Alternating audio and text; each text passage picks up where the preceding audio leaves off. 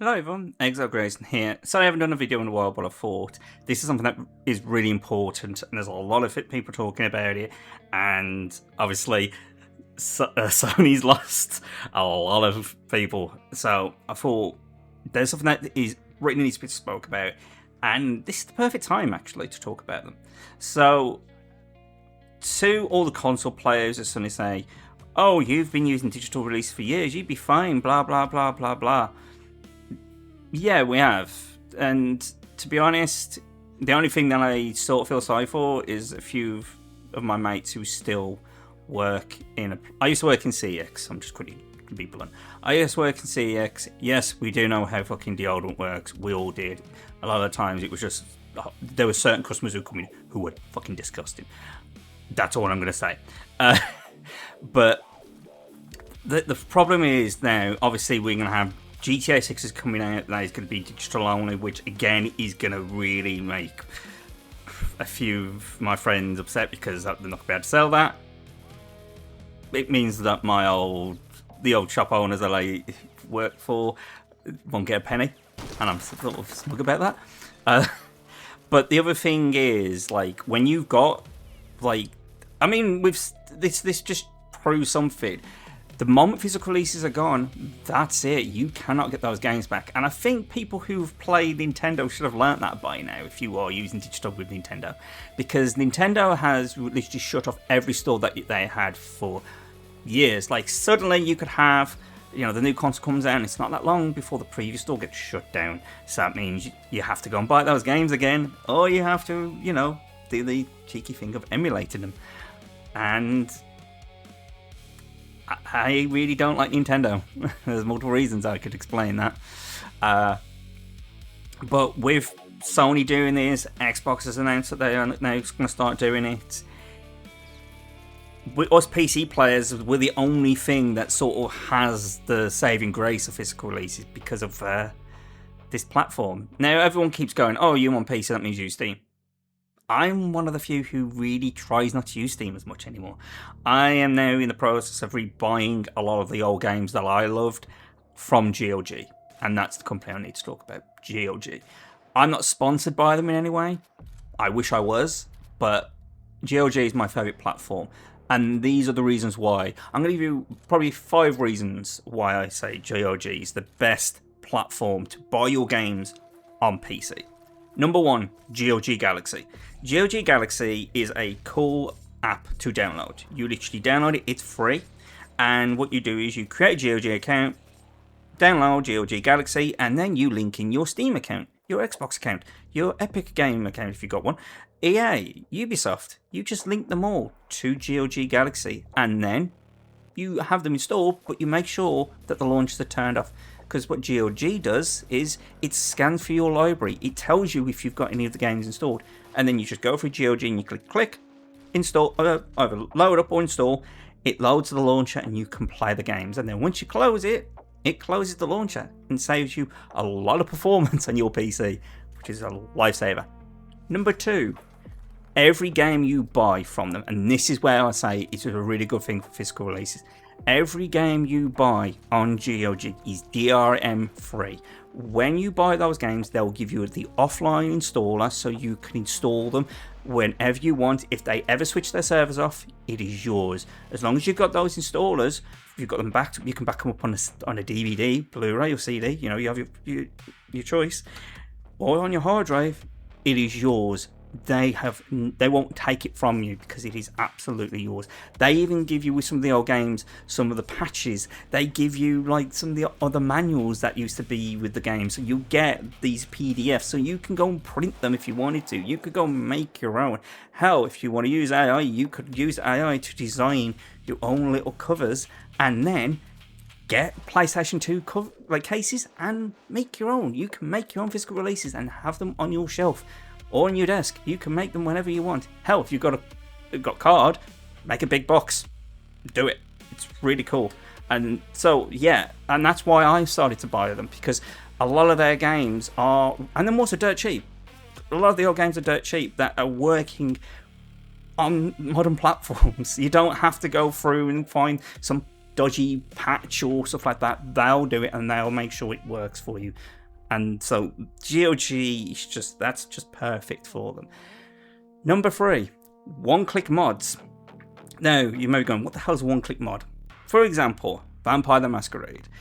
If you ever play Vampire the Masquerade Bloodlines, it does not work outside the box. If you buy it on Steam, it just does not work. It's glitchy, it causes a lot of problems. I highly don't recommend it.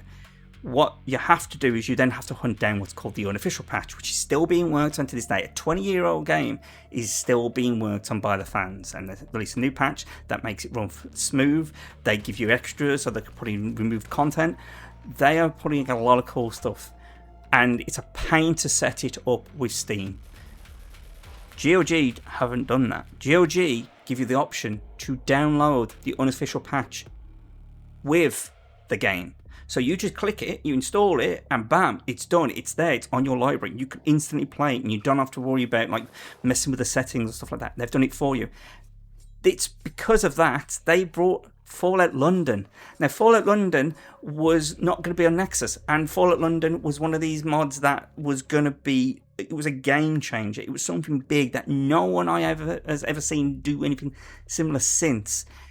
And GOG came out and says, we'll support it. We will give you the option to download it from our servers. And that is really good of them. But then they also did this, which is the BAMF thing that they've ever did. Obviously, if you buy Fallout now, Fallout 4, you'll get that Anniversary Edition, which broke the fucking game. All mods don't work on that fucking thing. It was destroyed. Bethesda really fucked up, and I will explain it one day why they were literally on my top of the chain to the bottom for the stuff that they've done recently. But the cool thing is with GOG, they went, fuck that. We're not going to do that. We've got the most stable version of Fallout. We will not put the new patches on. It was because of that I rebought Fallout Game of the Year Edition, because it was dirt cheap as well. They did it on a really good sale. I think it was about tenner. I bought the game again for the upteenth time, and that's the only way now I play Fallout, because I can get my mods working on there properly, and it's such a lifesaver, and I thank GOG for that. They literally thought, no, we're thinking of the fans. Fuck that. We want to make sure we have a stable version, and so the fans can do that. And that's why I say now, if you're going to play Fallout on PC, go and get the GOG edition, because that's where you can get the mods that are working. Some mods don't, because they've updated, for example, Fallout 2. But you have that, and that's another thing that they do. They really do think of the community. So that's 3 or 4. I've lost count, but the other thing is that they let you have a choice. They will ask people what game do they want to bring back. I saw that there is a potential to get The Darkness, the original game that was never released on PC. They're now trying to get it to work on PC, which would be fucking amazing if they get that done, because that is the one game I really want to play again, because I loved the style of it. It felt like Max Payne as a first person, and it is brilliant, and the graphics were amazing, and I'm so grateful that they're trying to get that to work. So you have that, and also they're cheap. You get all the old games. I'm literally playing a game right now, Castle Wolfenstein. This game is brilliant. I've had more fun playing this than I've had with Call of Duty in the last 10 years. And there was a patch one-click mod that gives updated weapons, makes better visuals, does a lot of cool things that makes it run perfectly. And that was the reason why I'm also playing it, because it's just, and I've had more fun. And just because it's old tech does not mean it's shit. I love the fact that now New Blood is also considering moving, actually is now moving a lot of the games onto GOG, and sometimes they actually have already had them on there for a while. And the deals are just amazing. I bought Postal 4 and Postal Brain Damage and Postal 2, I think under £15 when they was on a sale. And that was really cool. So honestly, if you want a really good platform to play your games, get on GOG. And like I said, once you've got them, once you've installed them, they are yours. They're yours to keep. And if you want to support them, they've also got a Patreon, so you can actually, and you get benefits for that, And they also made, by CD Projekt Red. So they are game developers that think of the fans. They don't give a shit about the moolah. They give a shit about you. And that's such a cool thing. I bought Cyberpunk from them. You know, there's Baldur's Gate on there. I bought Legacy of Kain, Defiance, the remake. I've bought it on there. I bought Soul Reaver on there. And I honestly cannot thank GOG enough for the things that they have done. And I'm now just waiting to get Vampire the Masquerade Bloodlines on there, because obviously it's on there now, but it's about 15 quid, and I'm going to see if it's going to get lower down. But I will be buying it again. And yeah, I think that'll be the only place now that I'm going to be buying my games. They don't have some modern games on day of release, but to be honest, I think it's because they're still not relatively known. I think they are better than Steam and better than Epic. There's just got so many cool things, and like I'm now going through and seeing what games they've got where I'm like, oh, I haven't played that, I wouldn't play that. Like Nosferatu, Wrath of Malachi, really good game. I should really start reviewing their games. Because, I mean, the idea that I have is I'm currently developing my own game, and I will be, once it's ready, I will definitely be sending in my game over to them, and I would love for the game to be on their platform. I think because I would want the fans to have that. And also, if people started working on mods, I'd love that. If they could just go on GOG and put the mods on there, I'd love that. But this is why I say, like, GOG, I'm not even affiliated with it. If somebody said to me, like, James, if you could have any sponsors for this channel, what would it be? There'd be two. Fetterman's, because Fetterman's does Kiosk Cola, which is a Victorian cola. Highly recommend you check that out. There's that, and then it would be GOG, because they have just been amazing, and I've never had a bad experience with them, and I'm just excited to see what they bring out. And basically, that's all I can say about it. I'll leave the link in the description for them. Definitely go and check them. If you don't want to buy any of the games, still get GOG Galaxy, because it saves you a lot of time. It stores all your games, and it even has like your chat rooms and all that linked as well. So if you've got friends on Steam and Xbox, you can still talk to them all. It's really good. And also the store on there as well, so you can buy the games through them if you wanted to. And yeah, they released some games where there was that whole controversy from a certain activist group, and I was like, fuck it, we'll give you like 20 games for free.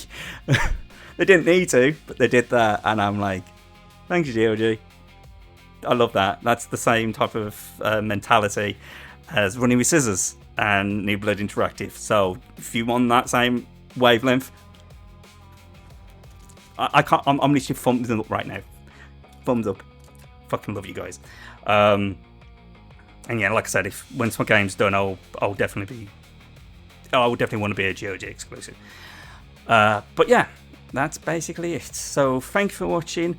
I'm sorry I haven't done any videos. I am now streaming again, so you're going to start seeing me 3D model my game. So that's one thing. I'm not really going to talk much about the game because it's still in the early stages, but there are some things that I've got cooking in my brain. I wish I could just transfer my brain to the computer so you could see what's in my head, because it's going to be cool. I'm not holding back with this game. I will tell you that for a fact.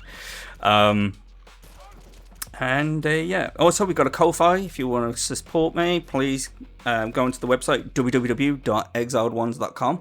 That'll take you to all our like Twitch, YouTube, Kick,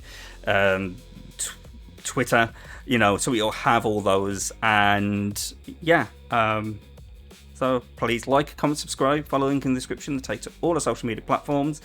And as always, stay safe, my Exile friends. Enough said.